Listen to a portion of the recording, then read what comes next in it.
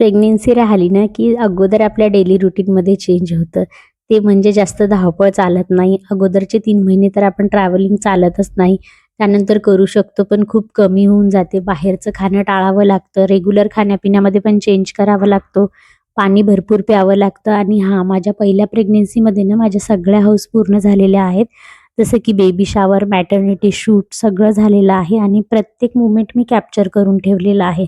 पण या प्रेग्नन्सीमध्ये ना, मी एक सुद्धा फोटो काढलेला नाहीये. पण मला मॅटर्निटी शूट करायचं आहे. कारण जी काही हौस राहिलेली आहे ना, ती सगळी पूर्ण करून घ्यायची आहे. कारण ही माझी लास्ट प्रेग्नन्सी असणार आहे. तर चला माझं रुटीन शेअर करते. आज मी कांदा डाळ बनवली होती. खूप मस्त झाली होती म्हणून म्हटलं चला तुमच्यासोबत ही रेसिपी शेअर करावी.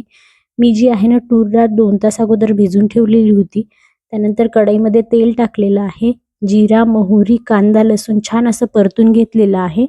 तिखट, मीठ, हळद टाकून छान कांद्याला तेल सुटेपर्यंत छान असं परतून घेतलेलं आहे. नंतर स्वच्छ पाण्याने डाळ धुवून घेतलेली आहे आणि खूप मस्त झालेली आहे डाळ. तुम्ही बघू शकता किती छान झालेली आहे आणि टेस्टला पण खूप छान होती.